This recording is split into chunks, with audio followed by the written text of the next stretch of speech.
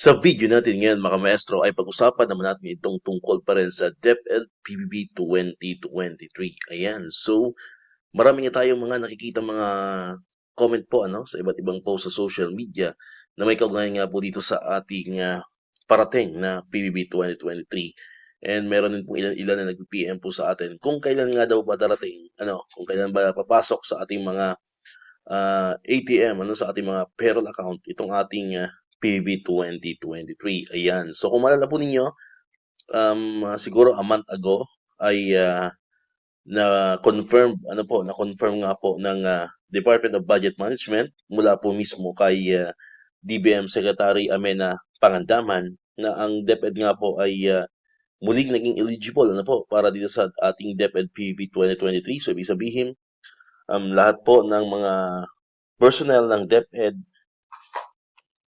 ayan, so ibig sabihin, lahat po ng mga personnel ng DepEd ay expected pa rin po na makakatanggap tayo nitong ating PBB 2023. Now, ang tanong po ng karamihan, kailan ba natin ito matatanggap? Ayan, so far po, so far ay wala pa po tayong exact date or kahit estimate ay wala pa po tayong may bibigay po mga maestro kasi hanggang sa kasalukuyan ay waiting pa rin po tayo sa signed resolution. Ayan, so yun po yung binitawan din pong salita ni DBM Secretary Amena F. Pangandaman na kailangan ng signed resolution ng technical working group para po tayo ay maging formal or maging official talaga na eligible for PBB 2023. Ayan, so yun po ang inaabangan po natin.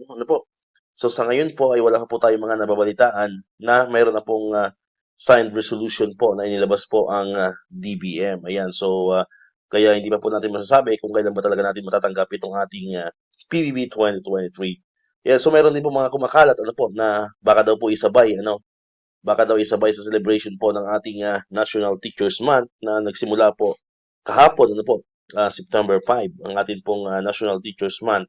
Ayan, so may mga kumakalat po na baka daw isabay ngayong September itong releasing po ng PBB 2023. So hindi po totoo 'yon, po mga maestro, hindi po 'yun totoo kasi nga hindi pa po yan kikilos or hindi pa uusad yung ating PBB 2023 hanggat wala pa po yung signed resolution. Ngayon, pag lumabas na po yung signed resolution from the TWG, and that's the time po na mag-uumpisa pa lang po yung proseso para po sa releasing naman ng SARO, po mga kamestro, kasi hindi tayo mabibigyan ng PBB 2023 hanggat wala pong Special Allotment Release Order or SARO from the DBM. Ayan. So, abang-abang na po kayo sa channel po natin. Basta so far, ay wala pa po tayong konkretong date or final date or estimate kung kailan ba natin matatanggap itong ating PBB 2023. But we are optimistic naman po mga maestro na at least bago man lang sana magtapos itong ating fiscal year 2025 ay mapasa kamay na po natin itong ating PBB 2023. Ayan. And so, meron pa naman po tayong natitirang 3 buwan po mga maestro. So, abang-abang po tayo.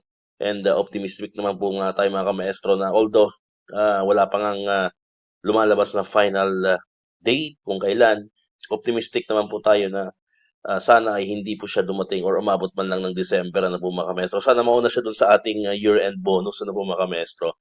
Ayan, so at least sana mauna man lang dun sa ating year-end bonus. So, abang-abang po tayo, malay po natin one of these days ay magkaroon na po ng signed resolution. Pag mayroon na pong signed resolutions, ayan, so dire-diretso na po yan. At sinyalis po yan na pwede na po natin mapasakamay itong ating PBB 2023. Alright, so dito na natapos itong ating video ngayon mga kamaestro. Kung di ka pa nakakapag-subscribe, click mo na ang subscribe button dyan para ikaw yung unang nakapanood ng mga videos na na-upload natin. Katulad ito, yung mga updates pa rin tungkol sa PBB 2023 and other benefits sa mga teachers and government employees. And syempre, click mo na rin ang notification bell button para ma-notify ka, always update ka pag may mga bago tayong uploaded na videos. Sa muli, maraming salamat sa inyong panonood at pakikinig. Once again, El Maestro, see you on my next vlog. Bye-bye!